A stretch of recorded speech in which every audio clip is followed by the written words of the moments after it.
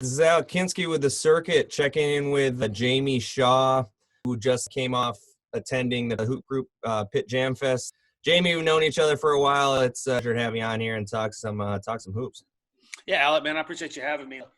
Good to be on and very excited about it. Yeah, for sure. We're going to jump right into it. You were there. I think the tournament had over 350 teams, really focused on the 17U elite divisions, which results in our weekly, event awards. So happy to have Jamie kind of help our Session 2 awards with the Hoop Group. And like I said, we'll jump right into it. The MVP of the session, one of the 17U, I believe they were the bridge champion, was Team Durant, and they were led by Rodney Rice. Get us through what you saw from Rodney this weekend and, how he helped Team Durant. My first time seeing Rodney this year, I guess. Obviously, I didn't see him during quarantine over with the math and everything, and so I hadn't seen him in like a year. So we got him ranked number 77 right now on the Rivals 150 in 2022. But he came out and kind of showed really big-time shot-making ability.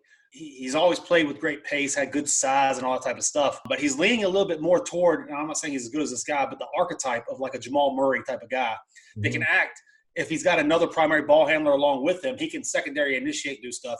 But he really, really made shots at a high clip at multiple levels. He used great pace, his strong body, get to his spots. He absorbed bumps in the paint. And his shot, man, he had a clip coming from 28 feet in. Off the catch, off the bounce, he was able to shake and bake a little bit and get to his pull-up. And it was just an overall, in all 4 or 5 games that he played, they put taller, lengthier guys on him. They put shorter guys to get underneath him. And it just simply didn't matter. He was able to do what he wanted to do with a great pace on the floor. And it was just super impressive. Yeah, it's interesting to see how he, the dynamic alongside, his teammates, especially playing with, Whitehead. They have Mintz as well, but just kind of meshing with that talent, being able to get his game off is. Well, it was curious too this weekend with Whitehead was injured, so he only played probably 30% of the minutes. Oh wow! Yeah, so it was interesting to see how. So Rice, the guy, he was their focus. Yeah, okay. Him and Mintz were both. Mintz did a great job of getting into the paint, and touching the paint almost at will, and Rice did a good job of finishing the plays off. And then they had some guys step up. Darren Buchanan had a huge weekend. He's somebody that I expect to have his recruitment kind of blow up, in that 6'7" mold for Team Durant as well. He was the X factor. Without him, they don't win. But Rice carried the load. Mintz did a great supporting role, and Buchanan stepped up huge. Who was he signed to defensively? Rice. Was he guarding point guards? Was he guarding two guards? Mintz was guarding the point. Rice was guarding the wings. I guess when they went into some trap stuff, he was out on the outside as well. He was guarding shooting guards wings.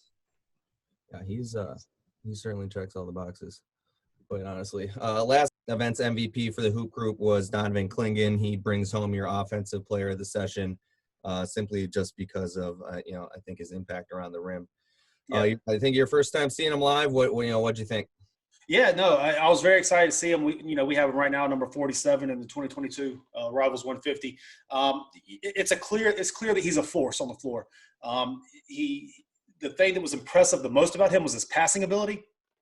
Almost, again, I don't want to say that he's as good as this guy, but it's kind of reminiscent of how Denver used Jokic. 100%. They were able to dump the ball to him on the block. He had great pace. He turned and faced. And if he saw the double team coming, he would pass away from the double team to the open man. Ball would get hot, and an open shot would ensue. And they just did that the entire time. He did a great job of filling the team. Like if there was a double team that came, again, he would pass it. But if it was one-on-one coverage, his sheer size at 7'1" with long arms he's got an array of go-to moves and counters and touch around the basket and stuff to be able to finish. He was just hard to guard. Like I said, like Denver kind of uses Jokic in the way that he can set up an offense and kind of you can initiate him as a primary type of initiator off the pass and cuts and, spraying wide to the open floor. Yeah, he never looked – the first weekend I saw him, he never looked uncomfortable when he got the ball. And he gets absolutely hammered every possession. Yeah, I think, just his touch around the rim with both hands was impressive as well. And, yeah, they went, I believe, 6-0 again. They'll be the highest-ranked independent team in the country in our rankings. So the whole team's really moving along, but I think the national pundits are going to start taking notice of Donovan Clingan for sure. Impressively enough, too, they beat Team Takeover in the semifinals and Team Rio in the final. Obviously, the first couple of rounds weren't necessarily shoe matchups or big time matchups. But they did what they were supposed to do with those lesser teams. And once they got to the more teams, they had them by double figures as well with takeover in Rio. So they handled their business and did what they were supposed to do. Really impressive job of making shots from both Maddie as well as Keontae Bills on the wing as well. And the little point guard did a good job of handling the pressure. Yeah, TJ Felder's great. They have a complete lineup. They're a lot of fun to watch. So they're going to be in at the KC Classic, I believe, in 2 weeks, and they'll be playing, I think, exclusively EYBL competition. So excited to see how they do there. Breakout player of the session, Team Mello point guard, Quadir Copeland. He led them to, I believe, the semifinals. Yep, correct. He's unranked right now in our current rankings. My first time seeing him was a few months ago at the CBG Elite 24. They did such a great job with. Yep. Man, so he's a 6'6" point guard, and typically you don't see that. A lot of people try to put themselves as point guards. They just don't have that natural feel. Point guard isn't a position; it's a mentality. You either have it or you don't. Quadir has that. He's got that mentality. He was born a point guard. He's got vision. He's got the ability to manipulate the ball, find an angle, get his teammates open. Here, though, he showed the ability to make shots as well, which is a huge attribute for a 6'6" guy. A lot of times, the 6'6" guys will put a point guard because they can't shoot. Well, Quadir showed that he was able to make shots here and create shots for himself as well. So he played at a high level. That Team Mello team, him and Cam Whitmore, formed a nice little duo together. Whitmore ranked number 98 for us right now on the 150. But Quadir Copeland, Syracuse, Oregon offers, Penn State offers, all that type of stuff. Expect more to keep coming as he continues to be seen. I mean, he can do some really incredible things off the pass. His vision is unreal. Behind the head passes, behind the back. I mean, his ability to manipulate the ball, ball handling, getting into the paint and stuff, and throwing a no look, it catches you off guard that makes you stand up like almost innately. You don't even mean to. You're just like, oh my God, grab your head. He's impressive. He reminds me of Kadari Richmond, who I watched a lot of on Syracuse this year, but I've watched a lot of film on Quadir while he was with Team Final, and he has certainly a dynamic pace to his game for sure. So we'll jump into our all tournament teams now, and I think a couple of those guys are obviously going to be listed first team, but if you want to rattle off the rest of the first team. Yep. So Rice, Clingan, Copeland, those three obviously we've talked about at length as it is. The three more to add on: Jayden Pierre out of played for Team Rio. Led his team to the finals where they played against the Spartans and ended up losing. Long Island Lutheran. He lived in the paint. He's 6'1", maybe 6'2" guard. He lived in the paint. He's more of a score guy than he is a pass guy, but he can set up his teammates as well. He attacks hard. He gets downhill with a purpose. And he finished a ton of plays here. Mike Rice is his coach, so obviously he's getting some good instruction as well. And they seem to have a good relationship with one another also. And Pierre was just great all weekend. Very, very impressed with him out of Long Island Lutheran. Devin Carney, PK Flash, a Western Pennsylvania kid, 6'6", and just a bucket getter. Gets the ball in his hand. He's got one thing on his mind, and it's to get buckets. He gets to his spot, somehow, some way gets the shot up. I mean, Fletcher McGee style, facing toward the bench, rises up with it. Shoulders get squared somehow, and he knocks it down. He has the look right now of a guy who averages 18 to 22 a game at a mid-major, gets in the NCAA tournament, almost Max Asma style, gets in the NCAA tournament, and all of a sudden becomes the darling of the tournament because he's a little guy who can just score the basketball. Yeah, he knows exactly what he is. I remember, watching him the first session, just, like you said, he gets to a spot, and no matter, he get the ball in his hands, he's going to be able to get a shot somewhere. Yeah. And he's got an unlimited number of dribbles and counters and stuff to get to a spot. Now, he's taking 10 dribbles to get to, 3 feet to his left. That can get a little cumbersome at times with ball movement and teammates and stuff. But, I mean, he gets a shot off and, probably 6 times out of 10 it goes in. Yeah. And then DJ Wagner. Obviously, everybody knows DJ Wagner, number 1 in our 2023 Rivals 150. He's just got a pro's game right now. I mean, the pace that he plays with is no wasted movements. He can score at every level. He can take a bump. He can finish right hand, left hand through contact in the paint, deep range off the bounce and off the catch, gets into the mid range, pull up jump shots. He's probably 6'2", 6'3". He's not a supreme athlete, but he's a good enough athlete. But what makes him a better athlete, what makes him quicker enough is he understands pace. He's got a great hesitation going both ways or even crossing over and the ability to get to where he wants to go on the floor. And if you cut him off, he's got the counter to be able to come and get to where he wants to go. So Just a super impressive game for a kid that's young for as great as a sophomore. How was the matchup between him and Pierre? I mean, it was good. It was different. They both, I guess, they both played well. What Rio got there was they were very well coached and prepared for that game. They did the little things, boxing out, diving on the floor. They had the matchups prepared, and they had the help defense coming around, and very well coached. Wagner went for over 20. I think Pierre went for over 20. Something about Wagner that really sticks out too is his ability to defend. Like he really, really, really takes a purpose on defense. Yeah, guarding for 94 feet and getting in your face and staying with you the whole time and making his man turn a couple times. And he's just a special talent. That's the point I was going to add, and I think that's what cements his spot at number one is like you don't have to worry about defense at all, which is impressive. Well, I'll tell you too, and another sidetrack here. This has nothing to do with on the floor. Night one comes in. This is his first AAU, played in all stuff with the scholars. I mean, it was probably 5 rows deep. Just everybody that was playing in the event, all 350 teams and fans and parents and everything was gathered up to watch DJ Wagner. And he went out. He had 20+, played great. They got the win and everything. After the game ends, because how they were doing it in Hoop Group this week is they were playing back-to-back. So they would get the fans in and out. And with COVID and everything, they wouldn't have people lingering around and stuff. So they played their first game. They played immediately afterwards for their second game. And after that second game ended, they won them both. He had 20+ in both games. There was a line of people to talk to him to get to DJ Wagner. Yep. He spoke to every single one of them. He took pictures with all the kids, signed all the autographs. He granted all the interviews of the people and all that. And it was nothing. Every single one from the first one to the last one for all 30 minutes of it. He, with a smile, he answered every question articulately and clearly and engaged with everybody. It was just a very special thing to see that you don't really see too often. Yeah, for sure. And I think his dad probably has something to do with that, considering he's been through that before. Is one of my favorite players of all time, and we're going to see what, we would have seen from his father had he not had that playing. But DJ, super special talent. Let's move right on to the second team with your list. So, starting off, Bowen Hardeman, Ohio State commit. We got him number 141 in the 22 Rivals 150. Playing with the Wildcats 3 SSB team. He's just a bucket getter. I mean, he comes out 6'2", 6'3". You don't notice him, but then all of a sudden he's rung off 16 points in the first half, and you're like, who the heck is this kid? Yeah. He's not the quickest, not the most athletic, but he really uses his jump shot to set up his ability to score the ball. He'll come out and spray the first two, then all of a sudden you get up on him. He'll hit you with a pump fake, 2 dribble, pull up, and then he'll get all the way to the paint and finish with his left hand through contact. He's just got a good feel for scoring the basketball. He was really good this weekend, and not many people had a counter for him there. Next up, Mackenzie Mbako.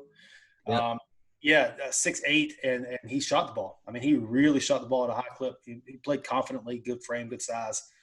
We got him number 9 right now in the 2023 150. And, he looked every part of that. He looked every part of that as an offensive weapon.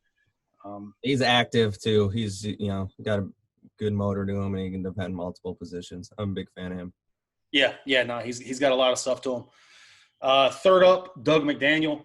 I believe right now we have him in the 60s, maybe 68-ish in the Rivals 150. He's just the consummate point guard. I mean, he's just the guy that has full control of the court, and he plays with a rugged, dogged type of mentality, and he's got floor vision and makes everybody around him better. While he might not be scoring 20, 25 points a game, it's his control of the floor that makes that Paul the Sixth and then team takeover team so good. And it's heir apparent, being the fact he's probably 5'10"-ish maybe. Yeah. He's got the biggest personality on the floor each time out. He reminds me of Alterique Gilbert when he was in the UIBL. CP3. A lot of the same qualities as a point guard on the court. Yeah, Alterique just went into the transfer portal again yesterday. Yep. Ian Jackson is the next one up. 2024 kid out of New York. Whiz Kids. He played on 17U with. I saw him 2.5 games this weekend, and he went for over 20, I guess, in all 3 of those games that I watched. Youngest kid on the floor, grade-wise, and he just showed the ability. What really set it apart was him. He's got a long 6'4" frame, but he really shot the ball. He really shot the ball well. A lot of times, New York City guards and whatnot, the jump shot might be something that's kind of lagging a little bit. He didn't have that. He really shot the ball at a high clip, and it looked good coming out of his hands and all that type of stuff too. So I'm very excited to see, obviously, with the Nebraska offer in hand. I think Seton Hall's come too, and he's got a couple other ones, TCU maybe. I'm very excited to see how he continues to progress moving forward, but he's got a lot of good stuff working for him. I think more here too, Jamie. You keep hearing it from us, like, oh, he's a good shooter. This guy's a good shooter. I think when you have shooting first, I think everything else comes behind it, and more people need to realize that. Well, I think if you look at what happened even the NCAA tournament happened a couple of weeks ago. I mean, Baylor shot over 40% as a team, and they were far and away just blew the brakes off of Gonzaga, who also shot the ball at a high clip. I mean, the higher you get in the game, unless you're just a supreme next level John Wall, Russell Westbrook type athlete, if you can't shoot the ball, I mean, you're going to be weeded through pretty quickly. Yep. Isaiah Earl was another standout for me, Rhode Island elite. He's somebody that I had seen early in his career and kind of forgotten about. He popped back up here for them and just kind of did a little bit of everything. 6'8" long. I guess he would probably be considered a wing. I like him a little bit more as kind of a stretch four at the next level or a mismatch four type of guy. Super nice athlete. Oh, unbelievable athlete. Ran the floor well. What really stood out about him was ability on defense. Mm-hmm. He really was able to guard up and down a lineup. He could switch down to the fives. He could move his feet with the threes. Didn't have to worry in the screen and roll. He transitioned defense and stuff. He really got out and over 40. He made a couple shots. Now, the form was a little wonky and all that stuff, but they went in. You add that to a 6'8" slashing wings game, even if you can get it at 33, 35%, you have to respect that. That opens up a whole lot more for him. But he was a standout in this event for that Rhode Island team. And then Justin Taylor, lastly, team takeover, 6'6", St. Anne Belfield. We got him, I believe, 66 or so right now in the Rivals 150. He's just a bucket getter. I know he's got UNC, Indiana, Syracuse, offers like that. He knows how to get to his spots. He can shoot it off the catch. He can two-dribble pull up. He can dunk on your head if you're late rotating over. He plays with the utmost confidence, 6'6", 205, strong frame, strong build. And he's a featured guy on this team. He's got a point guard like Doug McDaniel who moves the ball around, and he's a featured guy who plays with incredible confidence. And, it shows here. Saw him in 2.5 games, I guess. One game, the shots weren't falling, but he was getting good looks at it and clean looks. They just didn't go. The second game, he was really hitting. And the third game as well, he was hitting. So just a good-looking prospect. Yeah, I think I'm going to put it together before Peach Jam. All right, moving on. Third team. Who we got? Third team. We'll start off here. Keontae Beals, the Spartans. Lefty guard, just kind of has a smooth feel to him. He was able to shoot the ball really well off the catch. He was able to kind of relocate, get to his spots, get his feet set, and square up. Crafty feel in the paint. Again, shot makers on that Spartans team surrounding Clingan as he passed it out. And he was one of the shot makers who really capitalized. Yeah, and he didn't have the best first session. So the Spartans got to be thrilled as, different guys keep stepping up. So he's, definitely better than what he played. He's what he played this weekend, I think. So when they get all guys I don't think they've had all guys kind of hitting on all cylinders yet. So yeah. Yeah. Well, and they're one of those teams too that, like, Clingan's so good at passing the ball that they got 4 guys around him who could go for 25 any night. Yep. And it might just be the helps coming from Beals' man this whole weekend because he didn't play well. He didn't have it last weekend, and he just hits the shots. Next weekend it could be the point guard. Next weekend it could be Timmy O'Toole. Next weekend it could be Maddie. They just have that group of guys who all know each other, and Clingan's ability to find the open man. Yeah. Put the defense in scramble defense. I mean, any number of guys could step up for them. For sure. Second up, Judah Mintz. We talked earlier about the Durant with Whitehead sitting out for a lot, had a little tweak.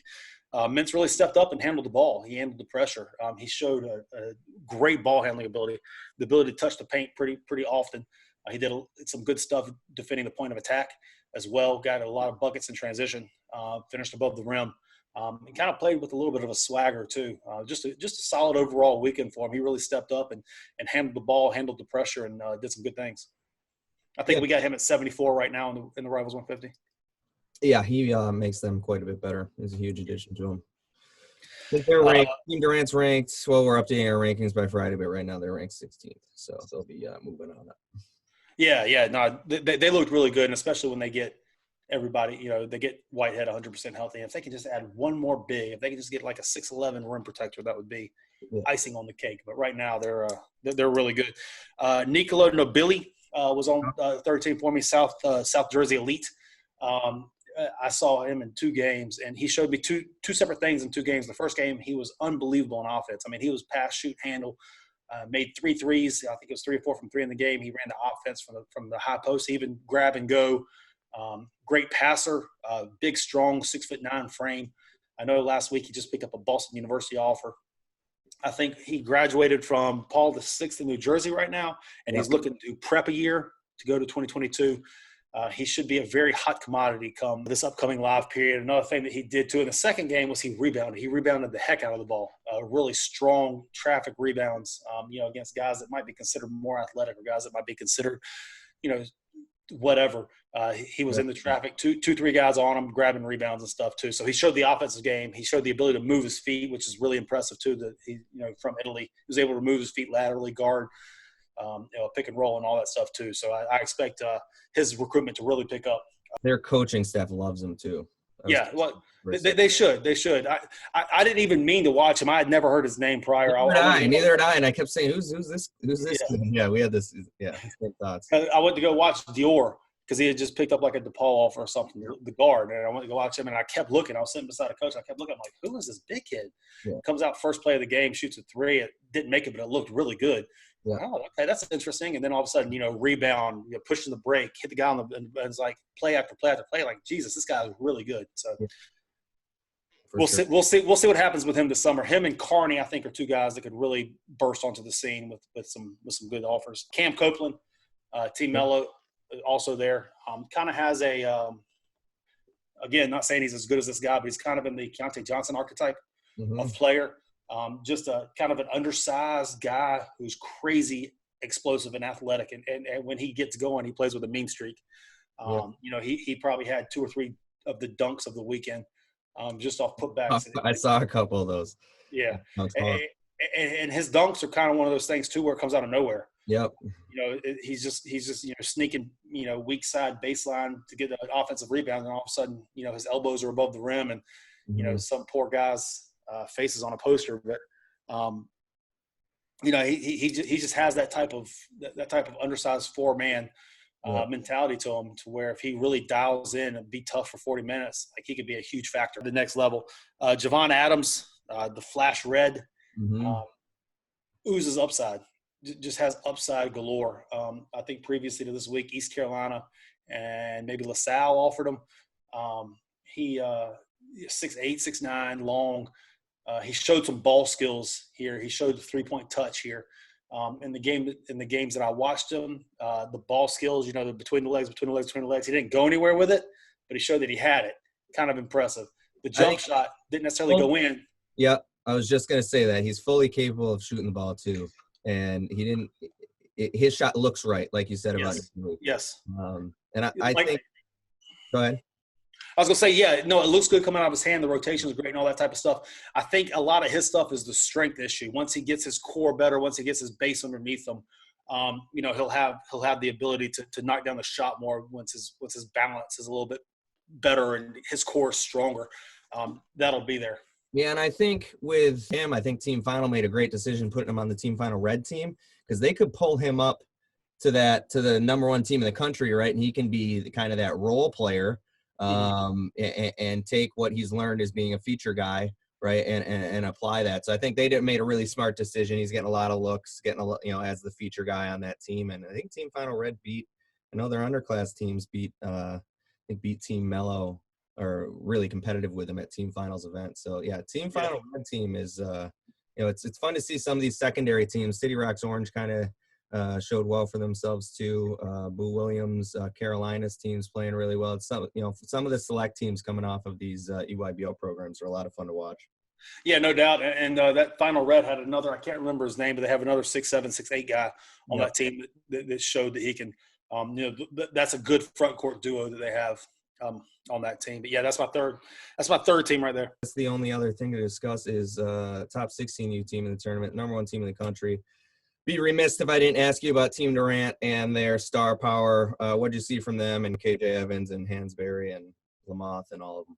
Two of those guys, we have KJ Evans, number 2 in our 150 2023, and Amari Hansberry is kind of middle of the road. I say Rivals 150. We only ranked 30 in the 2023 class, but expect Lamoth to be getting put into on the next go around. I love his game, kind of the high level glue guy type of guy. He can do anything on the floor. He can defend. He can shoot. He can pass. He can handle. He just kind of fits alongside superstars to make them all better. Obviously, Kwame Evans, you're going to hear the Tayshaun Prince comparisons for his entire career. Yeah. And they're apt. He's kind of got that lefty set shot that goes in. He plays great in the passing lanes, team defense. He can really pass the ball. He can rebound, push it up the floor. He's really skilled. Yeah, incredibly skilled. Yeah. Incredibly skilled. And hell, man, he looks like he might grow 3 or 4 more inches too. Probably stay at 6'8", 6'9" now. If he gets to 7 foot, all of a sudden a Brandon Ingram comparison and stuff might come into play. But it's very real, his upside. Amari Hansberry, you see 6'6" center, and whatever. Then all of a sudden you see the impact that he has on the game. It's like DeJuan Blair. Yeah. And he's got the impact. He rebounds it. He uses his length to block shots. He can finish around the basket and stuff, and he can just bully you. He can just flat out bully bigger guys on the block. They have a great core of guys that can make shots. Point guard's not afraid. Point guard's just a pit bull kind of leading the team. And their top 5 are as good, I would have to assume, as any team. Yeah. I haven't seen all 16U teams out there, but their top 5 are as good as any teams out there, I would have to bet. And I would bet that their top 5 would probably on 17U make it to possibly Peach Jam. For sure. Yeah. I think they'd argue with a ranking at 17s as well. I mean, they're a really talented team. And they will not be displaced at number 1 until they're defeated. So, Lamont told me this weekend that their plan is to go undefeated. They win every tournament that they're in and win Peach Jam and not have a single loss this summer. And, obviously to do that, you have to be locked in and do all that every single game, but there's a very real possibility.